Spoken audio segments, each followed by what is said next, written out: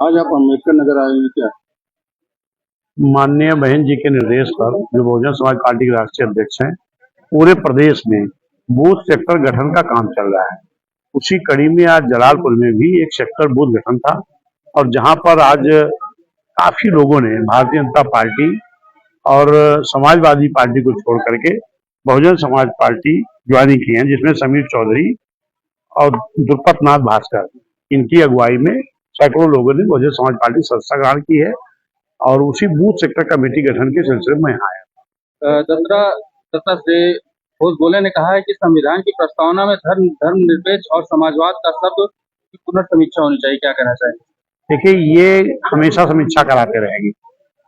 ये जो लोग हैं जो इस तरह की बात करते हैं वो हमेशा समीक्षा की बात करते हैं, लेकिन डॉक्टर बी.आर. अम्बेडकर साहब ने जो भारतीय संविधान बनाया है, उस संविधान में इस देश में रहने वाले सभी जाति धर्म समाज के लोगों को ख्याल रखते हुए उन्होंने संविधान का गठन किया है। और आज इस देश में वही बाबा साहब के बनाए हुए संविधान से आज 75-76 साल हो गया देश चलते हुए, और ये देश बाबा साहब संविधान से ही चलेगा। ऐसे बोलने वाले लोगों से भी कोई मतलब नहीं।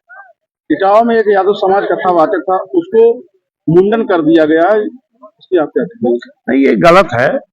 विद्वान तो किसी भी समाज में पैदा हो सकता है, जो भी पढ़ लिख करके विद्वान हो जाएगा तो कथा कर सकता है, इसमें किसी को आपत्ति नहीं होनी चाहिए। इस तरह का अगर ये हुआ तो निंदनीय कार्य।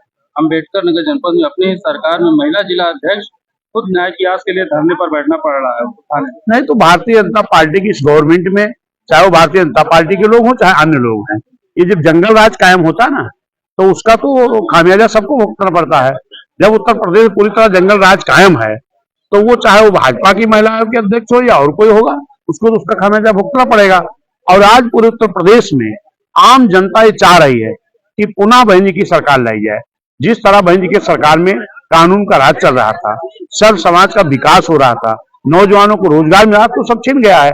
आज नौजवान, हमारा पढ़ा लिखा नौजवान प्रयागराज में धरने पे बैठा है और यहाँ बहन जी ने करीब 5000 के ऊपर प्राइमरी विद्यालय खोलने का काम किया था।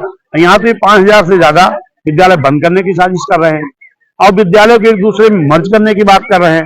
कैसे हो सकता है? प्राइमरी स्कूल गांव में भी इसलिए खोले गए थे ताकि गरीब समाज का बच्चा नजदीक में पढ़ाई कर सके। ये सरकार की हर नीति फेल है, चाहे शिक्षा की नीति हो, चाहे रोजगार की नीति हो, चाहे न्याय देने की बात हो। आज पूरे उत्तर प्रदेश में जो नौजवान फार्म भरता है नौकरी के लिए, जब परीक्षा देने जाता है तो पर्चा लीक हो जाता है, मायूस होकर लौट के चला आता है।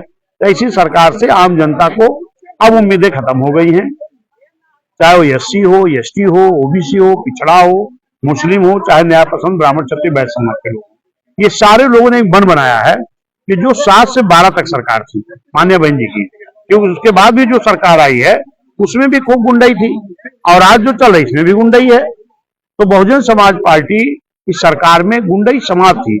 आज आम जनता का एक नारा है कि उत्तर प्रदेश को गुंडा मुक्त बनाना, और गुंडा मुक्त बनाना बहन जी की सरकार लाना।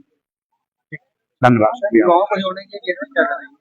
नहीं, वह तो खूब तेजी में जुड़ रहे हैं। बहुजन समाज पार्टी के आइकॉन हमारे इन जवानों के आकाश आनंद जी रात दिन लगे हैं, पूरी तरह से मजबूती लगे, सब जुड़ रहे हैं।